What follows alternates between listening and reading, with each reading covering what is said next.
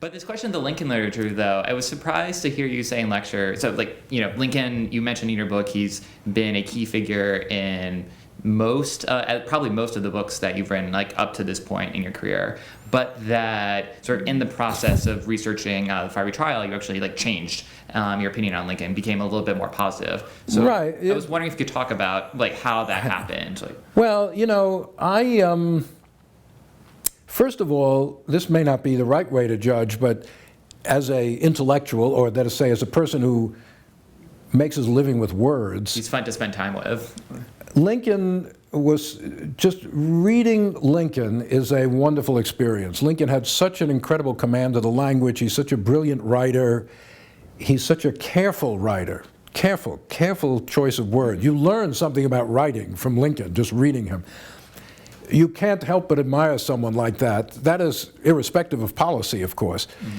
But I think, and reading him carefully, I mean, Lincoln had popped up in many of my previous books, but I had never read him with the care that I did.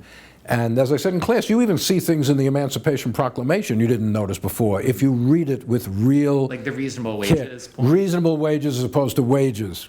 Why did he put reasonable in there? That's I don't know why exactly, but he chose to put that word in there, which is different than just saying work for wages. It gives them, as we were saying before, a say, so to speak, the slaves, in what conditions they're going to work under. Also, I guess my evolution on Lincoln reflects the evolution of scholarship in some ways.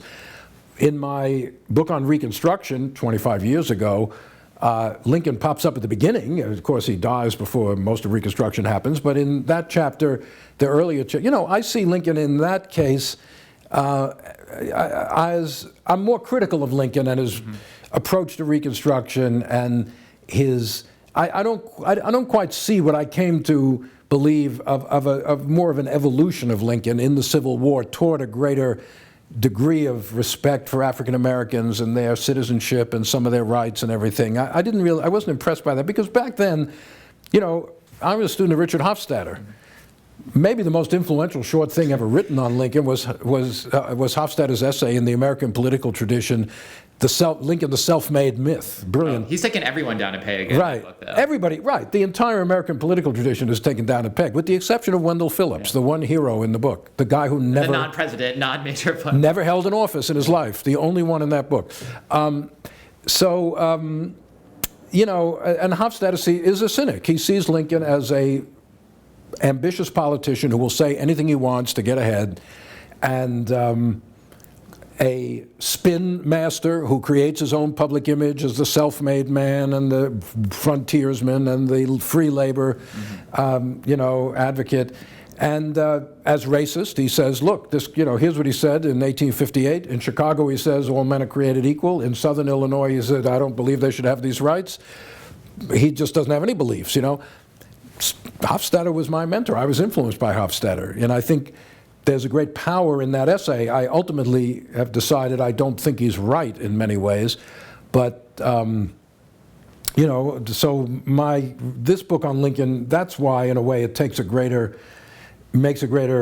more sympathetic to Lincoln. So what are those core beliefs that you see in Lincoln that Hofstadter you think didn't get? Well, I think I think he didn't quite get the implications of his core belief in free labor, in equality in a philosophical sense, not day-to-day equality. He said, but a certain philosophical commitment to equality. But even more than that, it's not core beliefs. It's this capacity for change, this capacity for growth, open-mindedness, willing to listen to people. During the war itself, he evolves enormously. But also to do more research. I had never really thought much about the implications of Lincoln's encounters with African Americans. Everyone knew he met with Frederick Douglass. And then I began counting up all these other ones. And it was actually remarkable how many prominent black people Lincoln met with and talking about public policy in the war. That didn't mean he agreed with all of them, but I think that had an effect on his racial outlook. I think he came to encounter black people he could literally see as his equal, people who were intellectual, who were, argumentative, who Frederick Douglass was a guy like him. Lincoln and Douglass are similar types of people.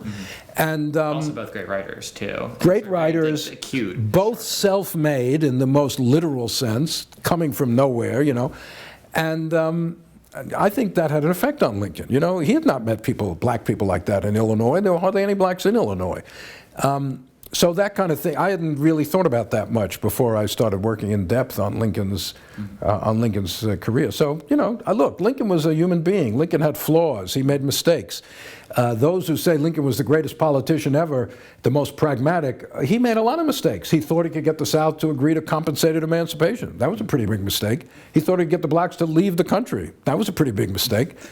He thought the border states would accept emancipation. I mean, in other words, he made a lot of political... I love the shift from I must have Kentucky in 1861 to Kentucky, one of the three states that doesn't go for Lincoln in 1864. Right. It doesn't matter at that point. But Kentucky was a pain in the neck to him throughout the whole war, and he had to always work around their...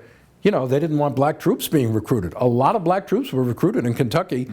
They didn't want it. Lincoln had to go against their wishes by sending recruiters in there, but it was a very tricky situation. So this raises a question of how you can write about Lincoln, sort of the quintessential great American president figure, without just falling back into great man history.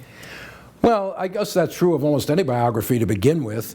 But, and my book is not exactly a biography. I mean, it doesn't talk about his private life very much, and there's many elements of his life I'm not talking about. But you have to avoid, we talked before, there's structure and contingency.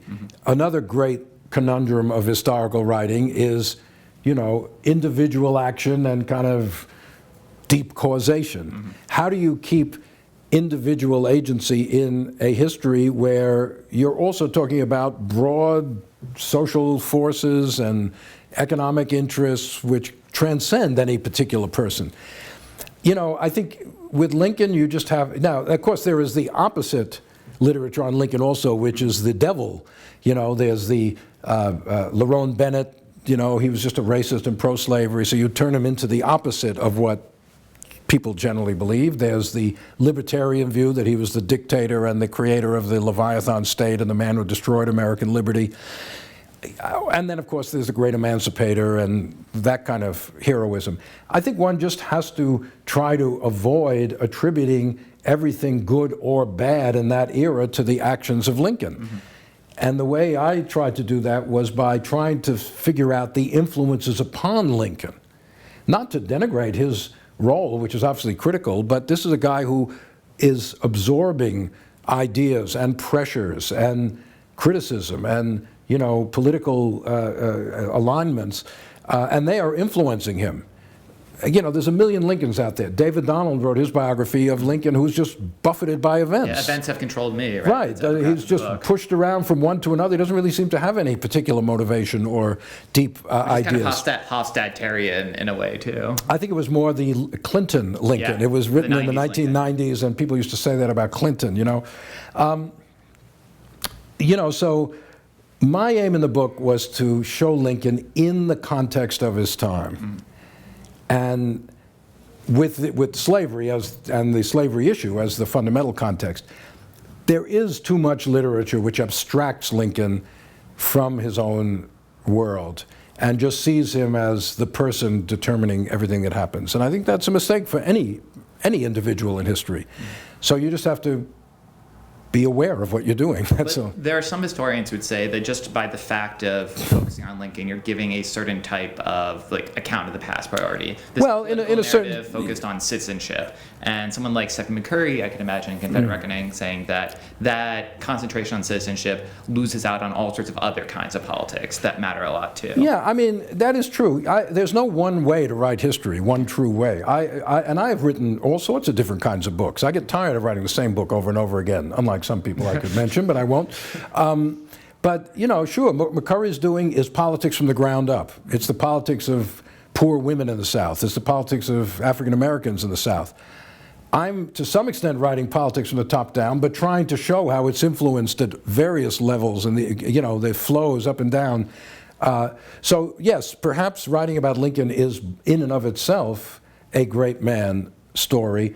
But I'm trying to undercut the great man story also by showing him as a product of his moment, as a person in a historical context, I didn't quote this, but I'll go back to what Marx said. Men make history, but not in circumstances of their own choosing. What are the circumstances that helped to create Lincoln? That's what I'm trying to. And then what is Lincoln? The president in our system is a very powerful figure, regardless of who it is.